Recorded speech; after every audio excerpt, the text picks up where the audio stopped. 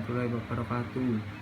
Perkenalkan, nama saya Rahmat Akbar dari kelas 11 PS1 nomor absen 27.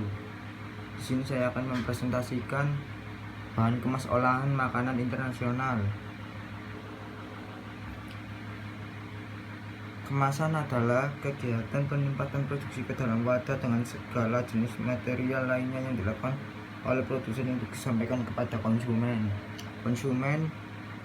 Kemasan yang dibuat haruslah dapat menjaga mutu produk hingga sampai ke tangan konsumen.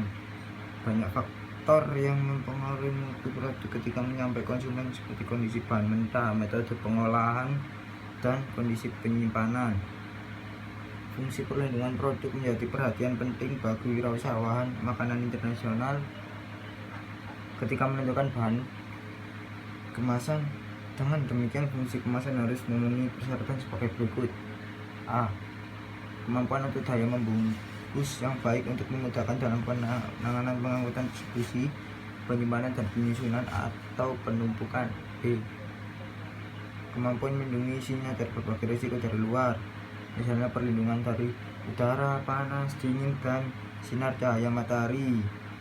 C. Kemampuan sebagai daya tarik terhadap konsumen. Dalam hal ini, identifikasi informasi dan penampilan seperti bentuk, warna, dan keindahan dalam kemasan harus mendapatkan perhatian. D. Persyaratan ekonomi, artinya kemampuan dalam mempengaruhi keinginan pasar, sasaran masyarakat, dan tempat tujuan pemesanan. E. Mempunyai ukuran, bentuk, dan bobot yang sesuai dengan norma atau standar yang ada, mudah dibuang dan mudah dibentuk atau dicetak.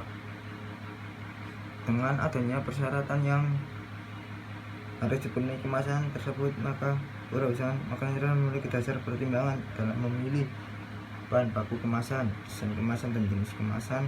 Dalam rangka memenuhi persyaratan tersebut, maka kemasan harus memiliki sifat-sifat: A.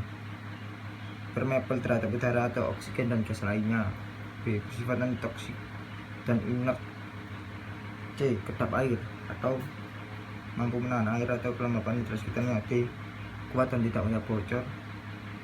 E. Relatif dan terhadap panas. F. Mudah dikerjakan secara massal dan harganya relatif murah. Cara pengemasan berhubungan erat dengan kondisi produk yang dikemas, setelah transportasinya pada prinsip pengemas, dan harus memberikan kondisi yang sesuai dan berperan sebagai pelindung bagi kemungkinan perubahan keadaan yang dapat mempengaruhi kualitas isi kemasan maupun bahan kemasan itu sendiri. Kemasan dapat digolongkan berdasarkan beberapa hal, antara lain frekuensi pemakaian. 1. Kemasan sekali pakai, disposable, yaitu kemasan yang langsung dibuang setelah satu kali pakai, contohnya bungkus plastik es, bungkus permen, bungkus daun, karton, dus makan. Kemasan yang dapat dipakai berulang kali, multi-trip, seperti beberapa jenis botol minuman, limun, bir, dan botol kecap. Wadah-wadah tersebut umumnya tidak dibuang oleh konsumen, akan tetapi dikembalikan lagi pada agen penjual untuk dimanfaatkan ulang oleh pabrik. 3. Kemasan yang tidak dibuang, semi atau semi. Wadah-wadah ini biasanya digunakan untuk kepentingan lain di rumah konsumen setelah dipakai dan digunakan untuk penyimpanan bahan makanan atau jenis makanan yang lain. B. Struktur sistem kemas berdasarkan letak atau kedudukan suatu bahan kemas di dalam sistem kemasan seluruh dapat dibedakan atas. 1. Kemasan primer, yaitu kemasan bahan kemas langsung mewadahi bahan atau kaleng susu, botol minum, tempe. 2. Kemasan sekunder, yaitu kemasan yang berfungsi utamanya melindungi kelompok kemasan lainnya, seperti misalnya kotak karton untuk wadah kaleng susu, kotak kayu untuk wadah buah-buahan yang dibungkus, keranjang tempe, dan sebagainya. 3. Kemasan tersier dan quarterner, yaitu apabila masih diperlukan lagi kemasan primer, sekunder, dan tersier.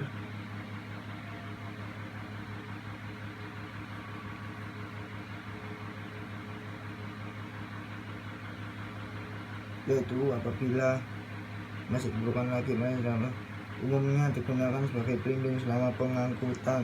C. Sifat kekakuan bahan kemas.